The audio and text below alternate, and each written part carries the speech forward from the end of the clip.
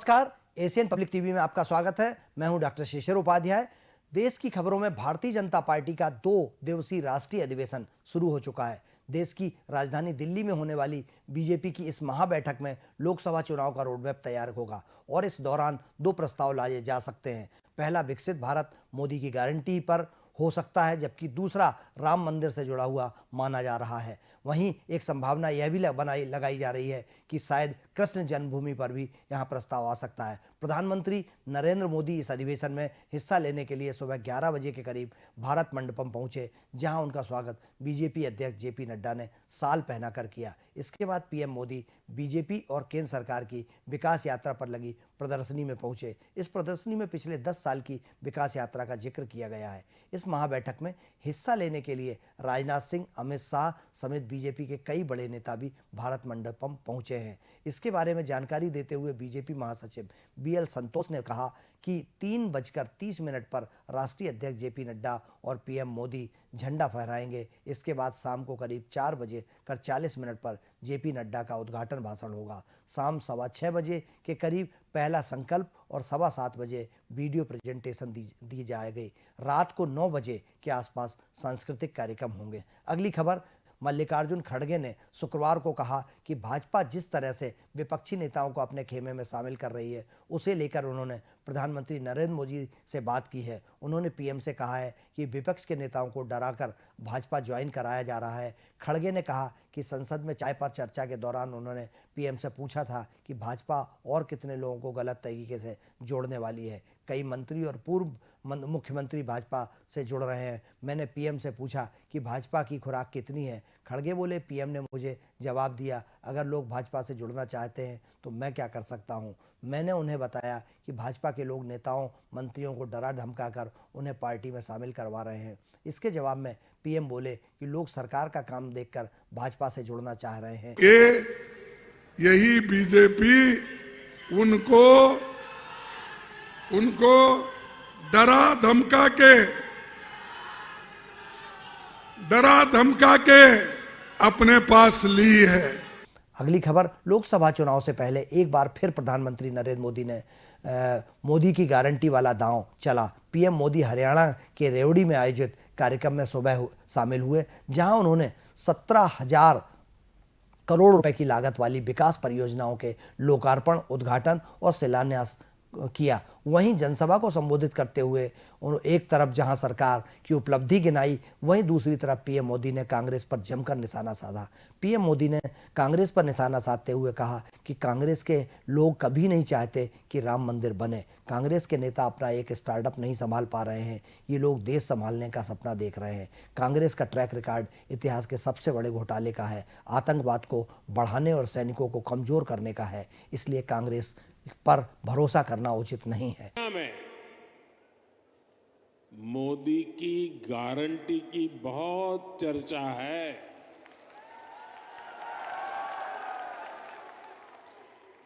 और रेवाड़ी तो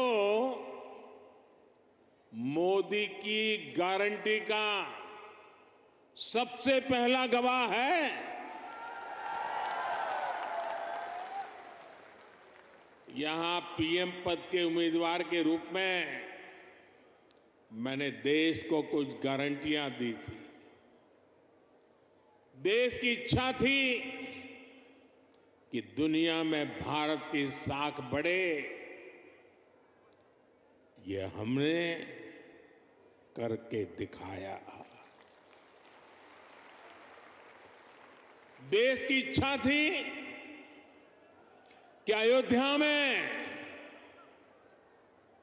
प्रभु राम का भव्य मंदिर का निर्माण हो। आज पूरा देश भव्य राम मंदिर में विराजे रामलला के दर्शन कर रहा है। और तो और कांग्रेस के लोग, जो लोग हमारे भगवान राम को काल्पनिक बताते थे, जो कभी नहीं चाहते थे कि अयोध्या में प्रभु राम का मंदिर बने, वो भी अब जय सिया राम बोलने लगे हैं। कांग्रेस का ट्रैक रिकॉर्ड देश की आधे से अधिक आबादी को दशकों तक छोटी छोटी जरूरतों से दूर रखना का है, तरसाने का है। कांग्रेस का ट्रैक रिकॉर्ड सिर्फ एक परिवार के हित को देश और देशवासियों के हित से ऊपर रखने का है। कांग्रेस का ट्रैक रिकॉर्ड इतिहास के सबसे बड़े घोटालों का है।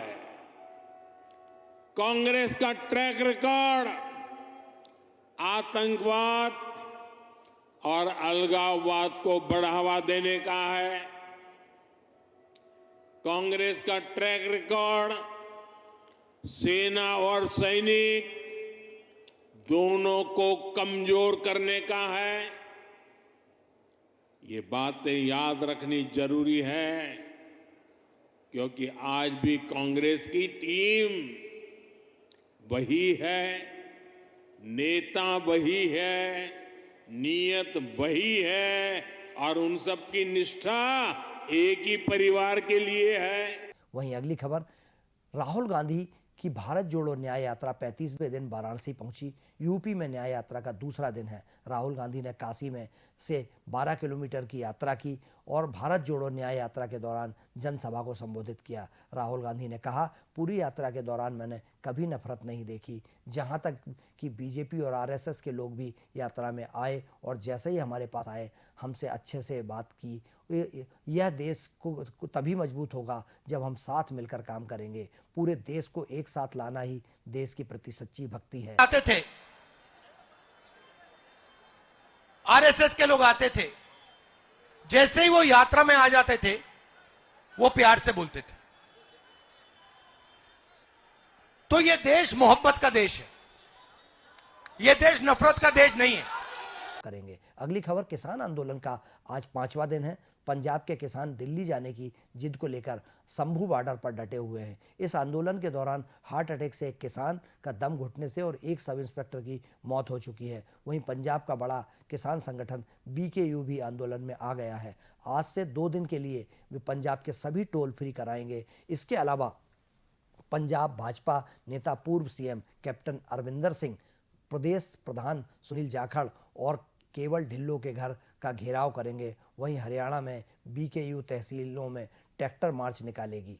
ये किसान आंदोलन लगातार बढ़ता जा रहा है। हालांकि रविवार को इसकी बैठक है और इस बैठक के बाद तय होगा कि आंदोलन और उग्र होगा या आंदोलन समाप्त हो जाएगा। आने वाला समय ही बताएगा कि यह आंदोलन क्या रूप लेता है। फिलहाल खबरों के लिए आप एशियन पब्लिक टीवी पर बने रहिए। मुझे दीजिए इजाज़त। नमस्कार।